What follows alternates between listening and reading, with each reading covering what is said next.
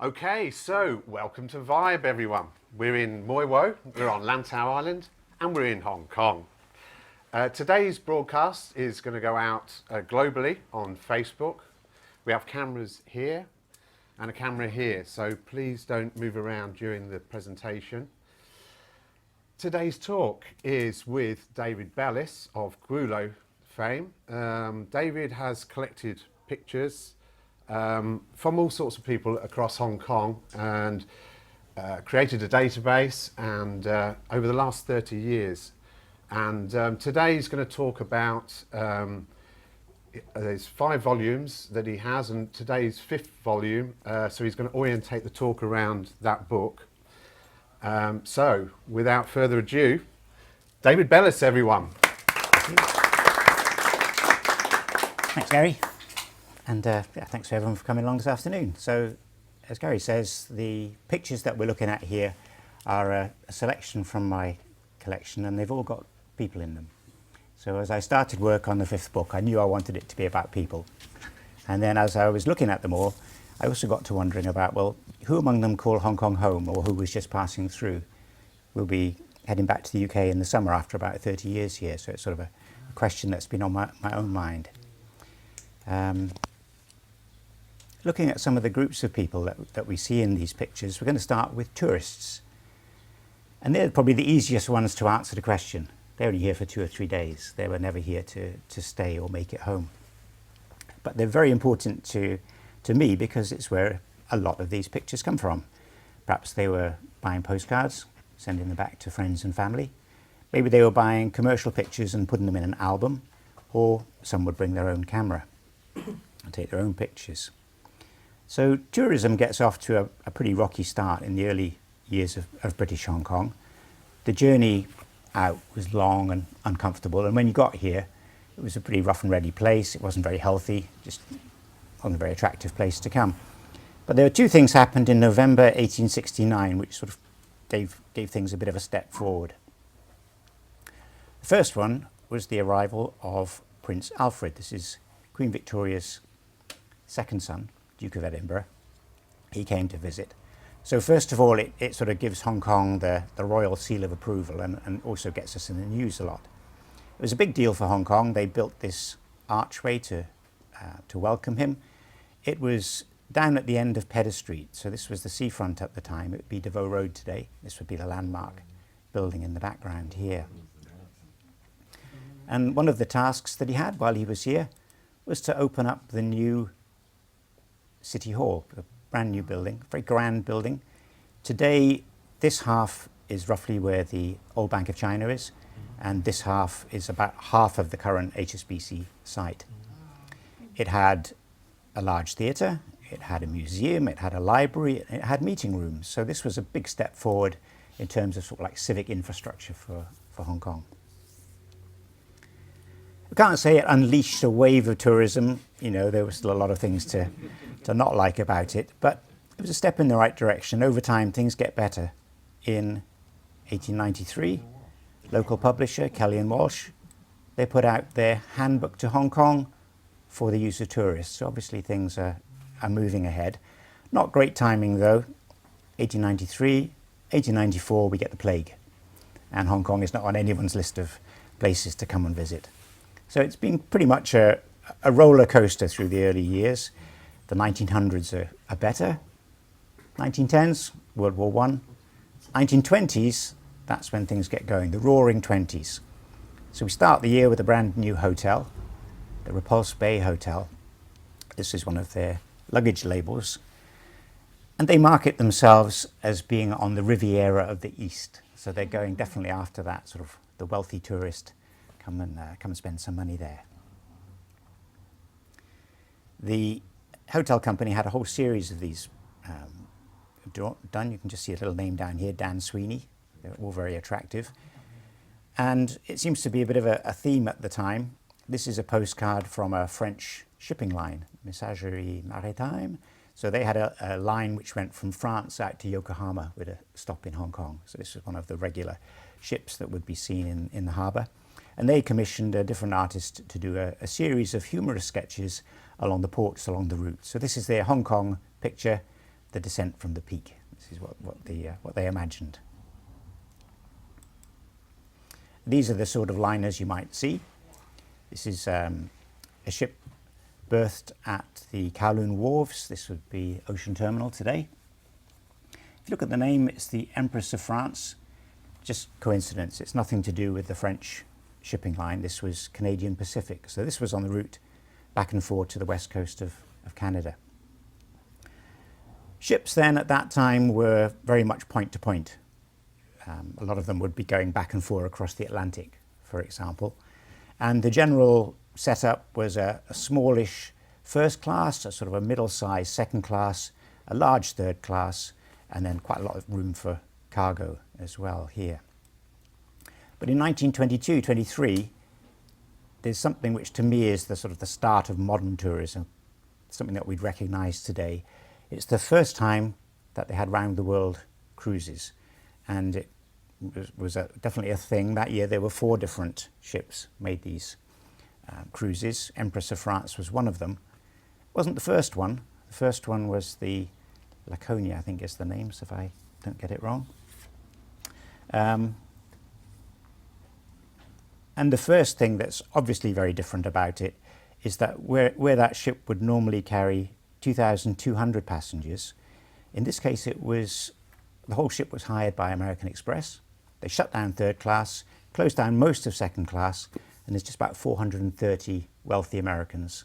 And they go on a 130-day cruise right around the world, and it's all about shopping and eating and sightseeing. You know, it's tourism as we know it. Now, luckily for us, a young lady on the ship was a 26-year-old Eleanor Phelps, and she kept the diary, and you can read that online at one of the university archives. So they arrived 17th of January, and first thing is to go shopping. That's their first activity. Doesn't write whether she buys any porcelain, but I'm sure she would have visited something a bit like this. So all sorts of different things for sale. I always hope when I show this picture that someone's going to jump up and say, you know, we've got that on our mantelpiece back home. Great-grandfather must have bought it on a visit to Hong Kong. Hasn't happened yet, but I mean, seriously, I imagine a lot of this was taken away with either tourists or families who'd lived here for a while and then heading back home. After the shopping, they needed a rest, so it was over to the Hong Kong Hotel. And we're back to that same junction again, so Pedder Street, Devoe Road. Again, it's the site of the landmark today, but here it was the Hong Kong Hotel at its prime, its largest extent.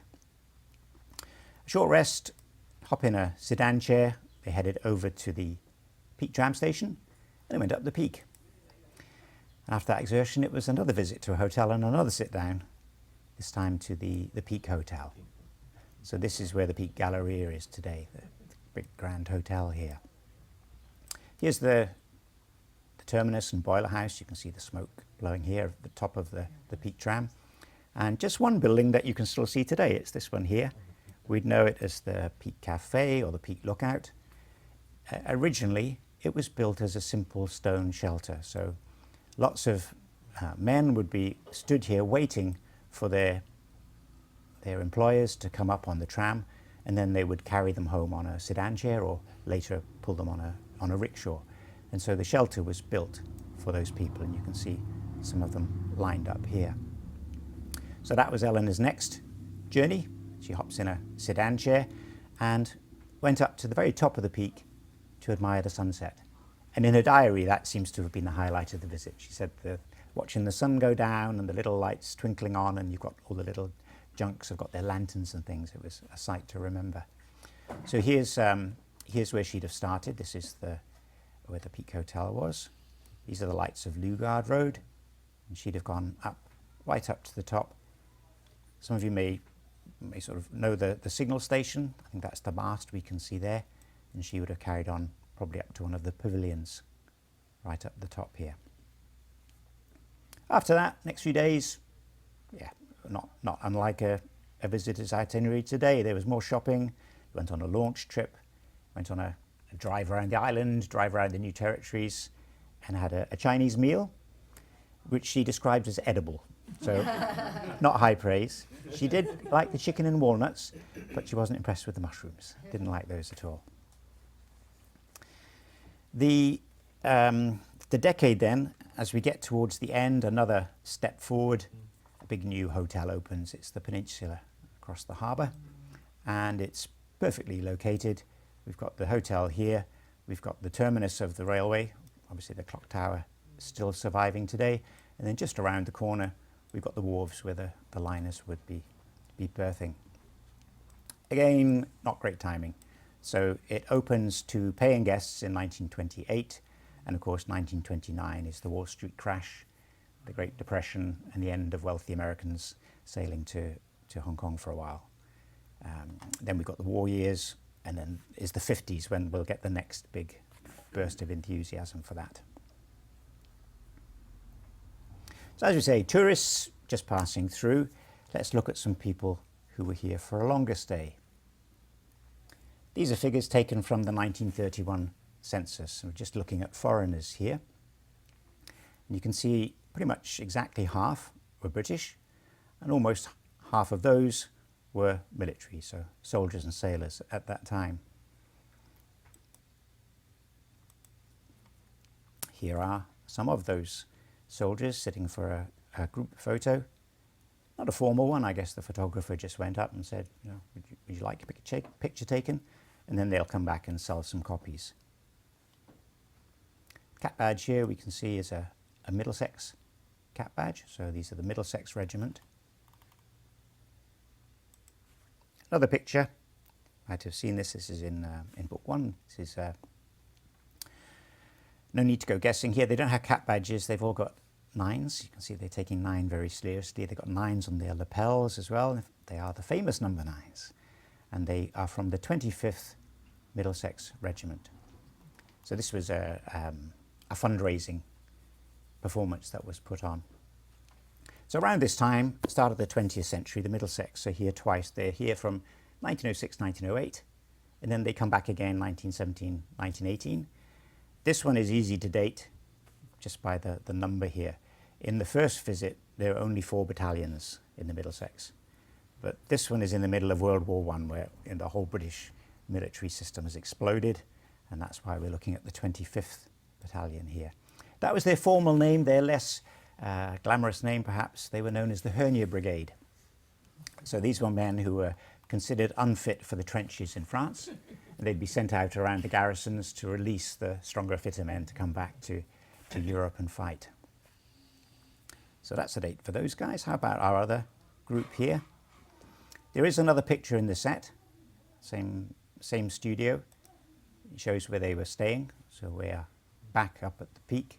These are the Mount Austin barracks, Mount Kellett in the background here. And in the centre, these are probably the stairs, I think, where they were sitting for their picture. Doesn't help because both times the Middlesex were here, they were stationed at the Mount Austin barracks, so that doesn't work. What else can we find out? Well, there's 2 clues. The first clue is the silky smooth upper lips of these gentlemen. And the second clue is the format of the picture. So if we flip it over and look at the back, it was, again, taken by a commercial photographer who would have come up or gone to the show, taken a picture, gone back and developed it on this special postcard-shaped, pre-printed paper. It was a thing of the time. It was manufactured, this one by VIBEHK, but there were lots of companies making it. And then he'd have gone back and sold copies to the people in the picture. So this is popular from the 1910s on, which fits our wartime years. The other picture, though, is what's called a cabinet card. So the picture is stuck onto a thick piece of card. And this was a worldwide standard, very popular in the 19th century. I'm a bit surprised that this is so late. Most of the world, they'd gone out of fashion. This is probably one of the last ones to be made here in Hong Kong. So that suggests the earlier date. And then back to those upper lips, where everyone who can has got a moustache. So it being the army, it wasn't by choice. From about the 1850s on in the British Army, if you could grow a moustache, you had to grow a moustache. We've got a couple of here who get away with it. Probably boy soldiers, you could sign up at 14. Couple, he's certainly not a boy soldier. I'm not sure what his story is. There's one here and one here who don't, so not quite sure. But in general, if you could, you had to. And the reason it changed was in World War I, they were worried that the gas mask wouldn't make an airtight seal on the moustache. And so overnight, all soldiers had to shave off the moustache. So this is definitely the first time. Did they ever call it home? Well, no, they were here because they were told to be. You know, you went where you were ordered, and when the orders came to move, you moved on. So typically the soldiers have quite a distant relationship with the places that they stayed. There would be a trickle of people staying. Some people would end their service while they were in Hong Kong and they'd stay on. They'd perhaps move into one of the uniformed service, maybe like become a prison officer, police, dockyard police, something like that. But for the most part, they were moving on. So let's switch to the civilians and see if we get any different answers there. Here's a picture from book 2. One of my favourites. It's a cable car, which is a bit unusual. So what's the story there? Well, these two men are miners, and they were working on the Beacon Hill Tunnel construction project. And there's two parts to the story. The first one is, these are probably Italian men that we're looking at here. It starts off with British miners, but they worked out it was so expensive to get them out here, they could pretty much do whatever they wanted and they weren't going to be fired. And so they would, turn up late, turn up drunk, not turn up at all. They just thought, what are you going to do about it? But the government called their bluff and went looking for a solution, and they found a team of Italian miners had just finished a project in southern China, and they brought them to Hong Kong, and it worked out very, very well.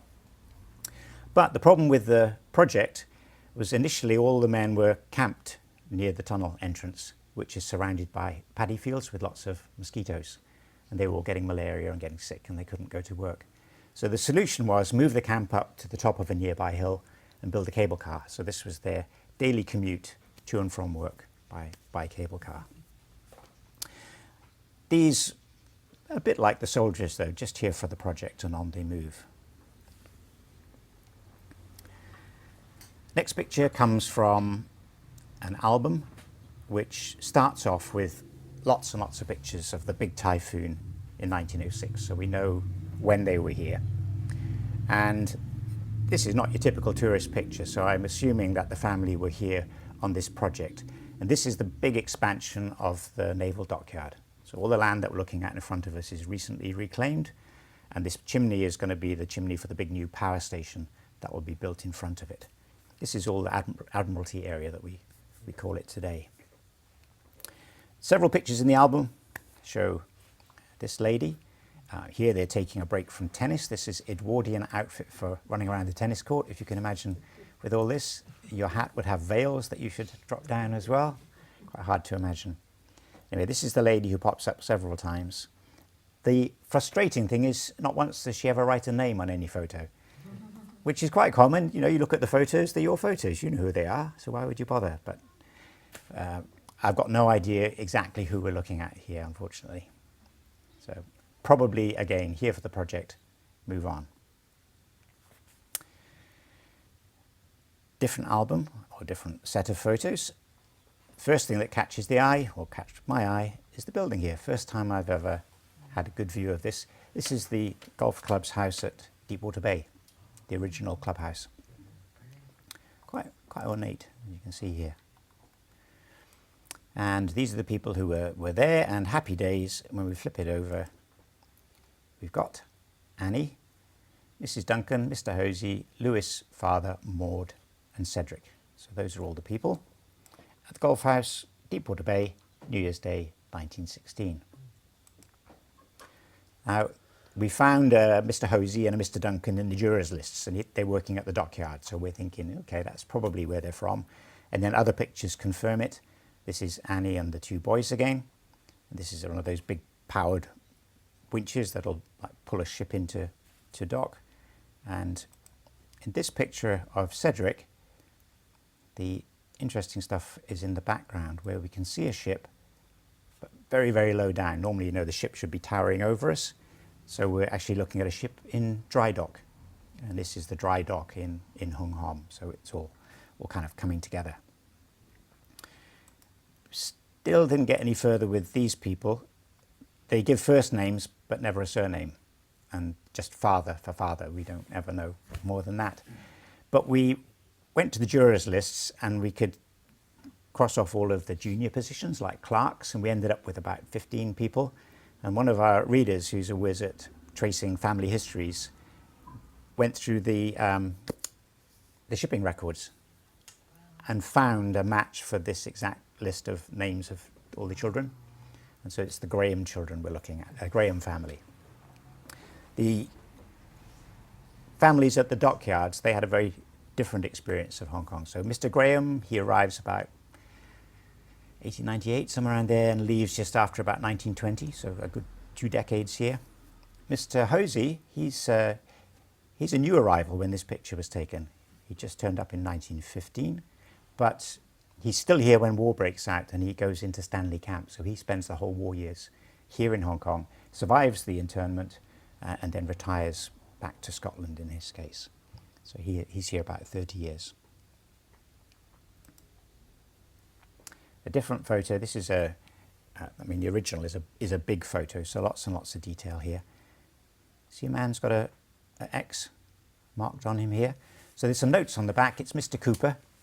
The notes are written by his wife, and she says this was his 3rd project in a row of dockyards. So these are all men working on the great Taikoo Dockyard, the biggest project in Hong Kong at the time. 3 was obviously enough. After this project, he goes to South America, and the rest of his working life is spent running railways. So quite a change of career. This is part of the project, and it was a huge project. So initially, there was a huge hill here. So before they've even got to ground level, they've excavated a big hill, and they've kept on going. So this is excavating the dry dock. This will be Hong Kong's biggest dry dock out at Taikoo. A technical term for you, which I was surprised to learn. After you dig down here and you've got this rocky core left in the middle, the technical term for that is a dumpling. That's the quarrymen's term, which I'd never heard before. Off in the distance, at the pointy end, we've got a railway line coming in. This is where the carts come and take the rock away. And when the excavation's finished, this will be completed, the wall will be finished here, and they will put a foundation stone to commemorate it just on the end of the dock there. And if you go to Taikoo today, you'll still see it in just about the position where it used to stand. And the fun thing for me is, or the interesting thing, is that it gives us the names of the 3 senior engineers, MacDonald, Griffin and Clark. And I'm guessing that as the senior guys, they're probably in this group sitting here in the middle. And presumably this is Donald MacDonald, the chief engineer. Now the 3 men had very different experiences of Hong Kong. Mr. William Gay Clark comes to Hong Kong, finishes the project, he's out of here. Albert Edwin Griffin arrives at the same time, but something about Hong Kong must have caught his fancy. He stays on and joins Lee and Orange, the local architects, and ends up being a director there. But Donald MacDonald is the real old China hand. He's so embedded into Hong Kong life. When the other guys first arrive, he's already been here 25 years. He's worked for Jardines, he's worked at the dock company, he was the engineer of Hong Kong's fire brigade for a while, he was the acting commandant of the volunteers, and if you know Lane Crawford, well, he married the daughter of Mr. Crawford, so he's really, really a local man. And after this project, he opens his own company and stays on even longer. So we are seeing people who are making Hong Kong their home. Perhaps the more obvious place to look for people who are making Hong Kong is the local population. These are some of the 2,500 to 3,000 local workers on the Taikoo project. These were quarrymen, according to the note on the back, and quite shocking, the foot equipment or lack of at this time. It's mostly bare feet, a few little sort of leather slippers, perhaps wooden clogs, but quite incredible given the heavy loads that they were working with. So, not surprisingly, looking at the census through the years, the bulk of Hong Kong's population obviously is Chinese.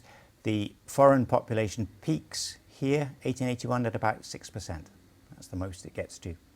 Although, oddly, if you look at today's census, the last one was 2021, the foreign population is up to about 8%. The reason is the foreign domestic helpers, so about half, about 4% are domestic helpers now. Were they calling Hong Kong home?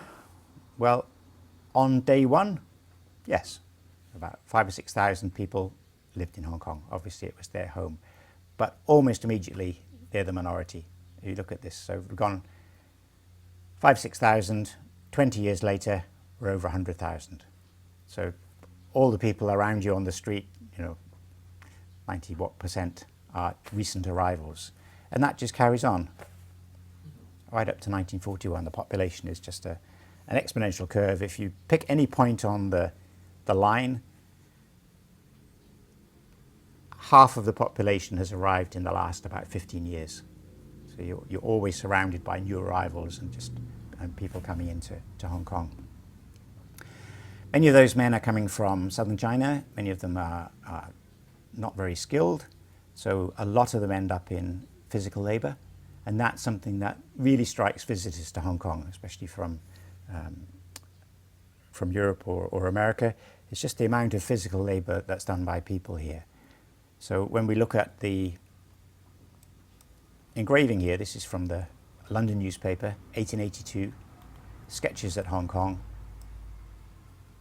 Obviously, this is not a historically accurate, cross-section of society, but just as a quick glimpse, mostly men and mostly working, carrying things, carrying people, pulling people.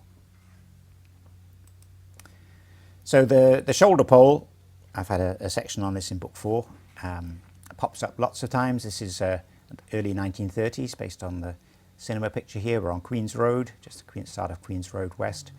And this would be the equivalent of a La-La Move or a Go-Go van today. When you want to hire someone to take something, these men would stand around, they'd have their little pitch, they'd be there with the shoulder pole. You need something moved, you hire them to carry something away. I've looked at this picture many times over the years and I still can't work out what he's carrying. Ribs is my best get, but I'm not quite sure. Mystery. So this is like one of the bottom rungs of the very hand-to-mouth sort of existence. If you are lucky, perhaps you get employed in a company, and I guess that's what we're seeing here. We're back on Pedder Street again. This is the Hong Kong Hotel, this is that junction, but we're looking in the opposite direction this time. And if you look at the man's load, he's carrying a wicker basket and a canvas bag, so I think he's probably perhaps delivering laundry or something like that. The greatest concentration of men who are carrying heavy loads would be down on the seafront. So Connaught Road at that time was a busy working port. It's the equivalent of our container ports today. It's where all the goods are coming in and out of Hong Kong. You can see the line of masts along the line here. I'm sorry, this is not Connaught Road, this is still Devoe Road, I believe. This is the Central Market on the left here, so a little bit earlier. And the load in this case, bricks by the look of it, but at different times of day all sorts of things would be being carried back and forth across the from sort of warehouses and stores out to the junks and then out to the bigger ships in the harbour.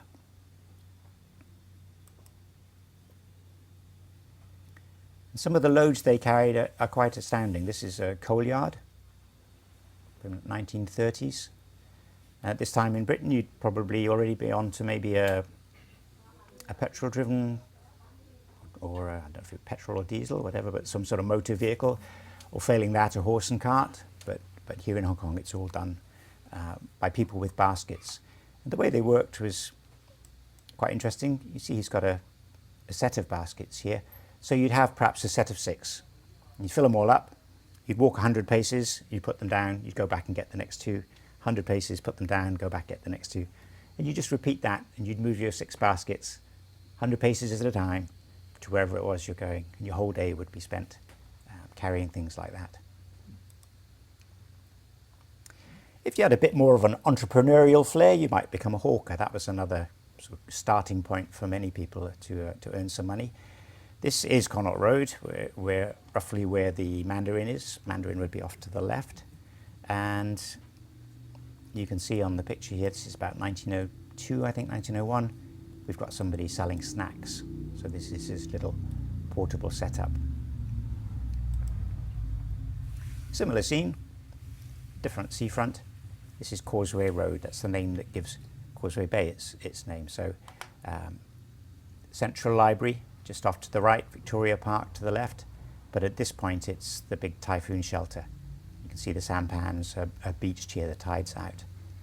And the man has interesting working style. He doesn't use one of the shoulder poles. He's got this sort of padded donut on his head. So when his work is done, he folds everything up and just carries it away on top of his head. Can't see what he's selling, unfortunately. The lady's in the way here, but some sort of food, I guess.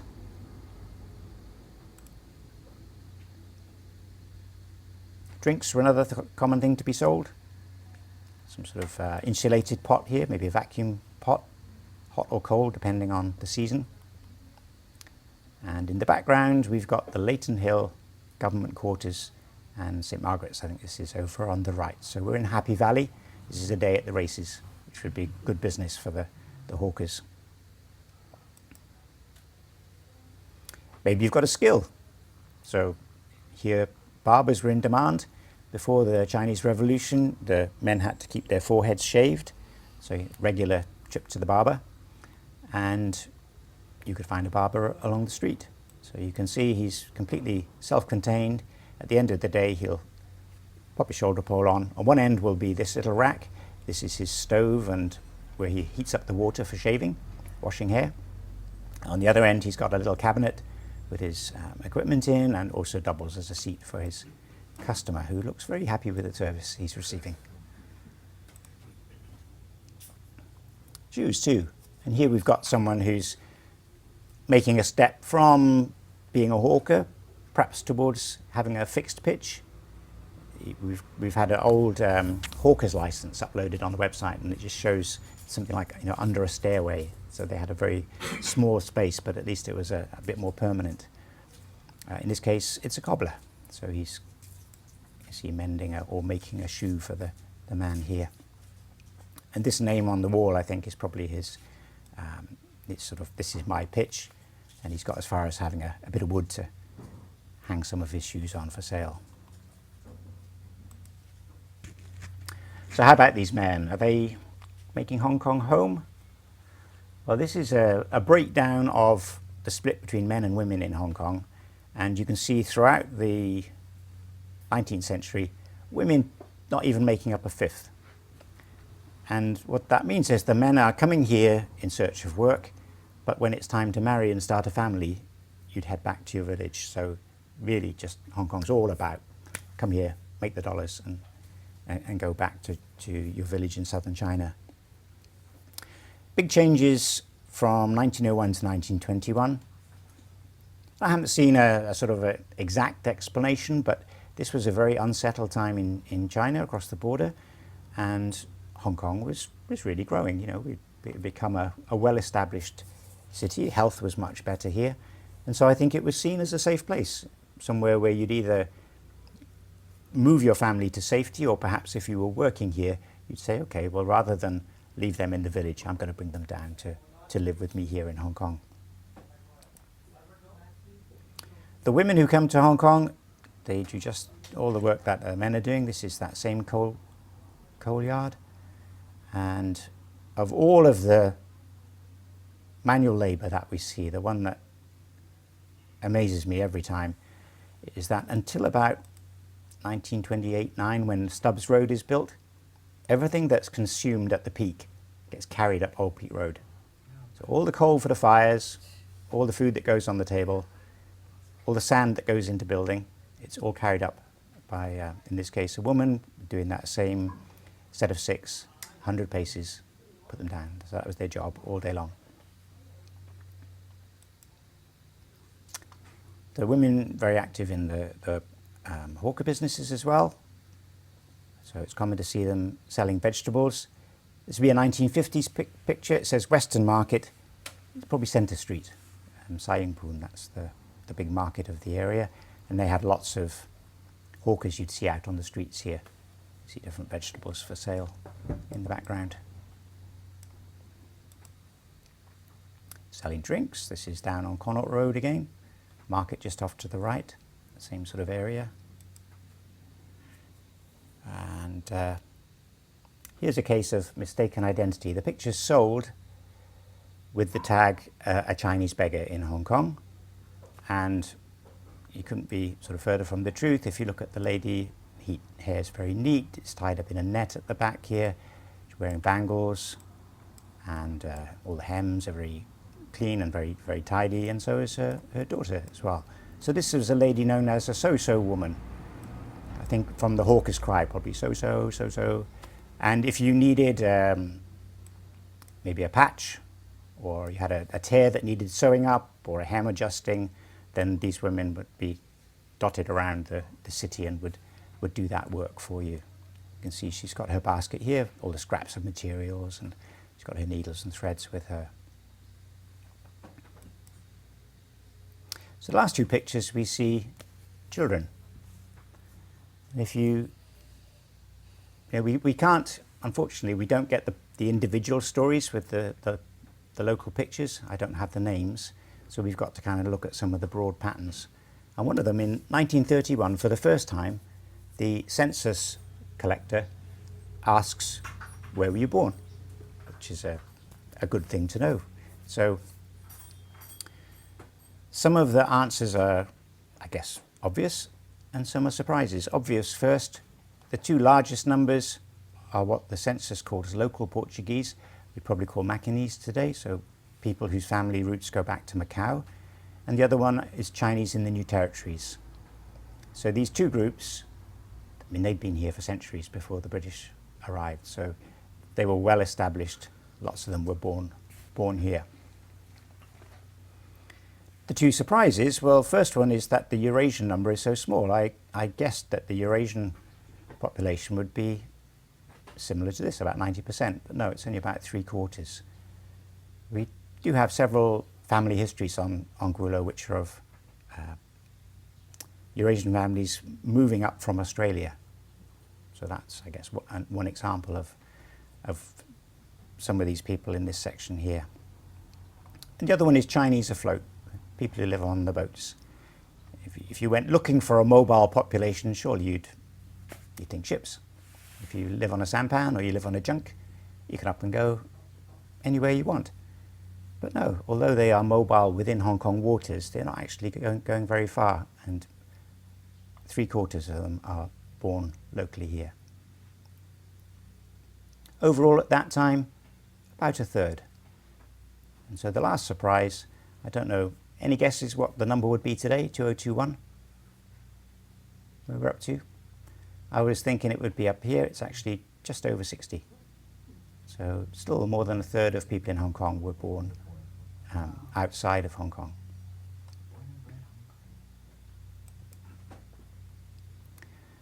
A last little section of pictures, some of those children. So this is what's called a stereo view card. It's a good source of pictures. I've actually brought it along. So this is the original one. And this is a modern viewer, but you pop your thumbs in here, you can slide it back and forth to focus, and then you get it right, it pops into 3D, so I'll leave that here. You're welcome to have a look if you'd like.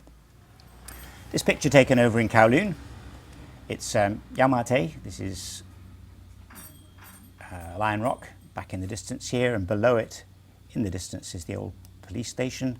Another shallow bay, lots and lots of sampans, and lots of children. So here are some of those 75% of the boat people who are born here in Hong Kong.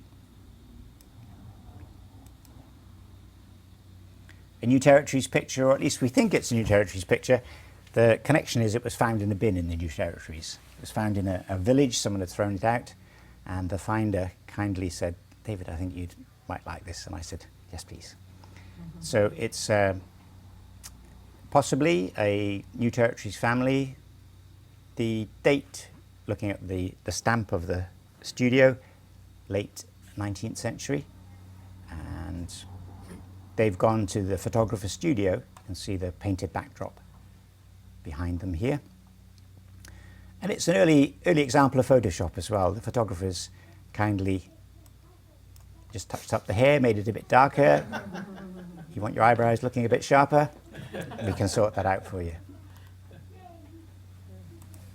Our last photo, at first glance, a rural scene, 3 little kids tending chickens, but something's not quite right. We've got a curb here and nice leather shoes and very clean clothes. So if we zoom back out, it's actually a scene in the city. And live chickens, I guess most of us have been here long enough that live chickens were a common thing, and with all the bird flus, they have become less common. My wife grew up in one of the 7-story blocks, and she says that Chinese New Year, you had to have live chicken on the table, and you didn't have refrigeration, so the chicken came to live in the flat for a few days until it was time to go in the pot, with a bit of string round its leg and a bit of string round round the bedpost, and that was the solution. So at a tender age, she was on sweeping duty, sweeping the floor, and noticed that the string had come undone, and it was heading for the door. She thought, no problem, I'll give a swoosh of the brush and problem solved. But anyway, the swoosh goes wrong, and the next thing is the chicken is now sitting on top of the wall outside, not deterred, one more swoosh, which, as you can probably guess, sends chicken off into the distance and somebody else's walk, and she's never been allowed to forget the story by her children. So of all the people in Hong Kong, we've got the tourists at one extreme, who definitely never called it home. We've got the children who've born, lived, died here, 100% call it home. And then for many of us in the middle, perhaps we were born elsewhere and we've moved here, or we were born here and have moved elsewhere. So I can't give you a technical way to measure that, but I think if you added a census question which says, if you leave Hong Kong, will you miss it? I think that would probably cover, and I'll certainly be missing it when we're off. So here we are, coming to the end. So this is today's talk. A couple more talks coming up. We've got a talk about military history in old photos, about 10 days' time. And we're running our own couple of talks in May, which is going to be a sort of a Gwillo's greatest hits. We're going to look back at some favourite stories and some of the touching stories we've had with people as well. We've had some quite moving, I find, places where we've perhaps helped people fill in some gaps in their family stories. So that'll be in May. And if you'd like more stories and pictures before that, I have got a series of 5 books. The latest one is what today's talk is sort of linked to. So that's all about the people of Hong Kong, and lots more pictures and stories in the early ones. And Gary's got a special offer arranged on those. Indeed. Over there. And there we are, that's the end. Thank you very much.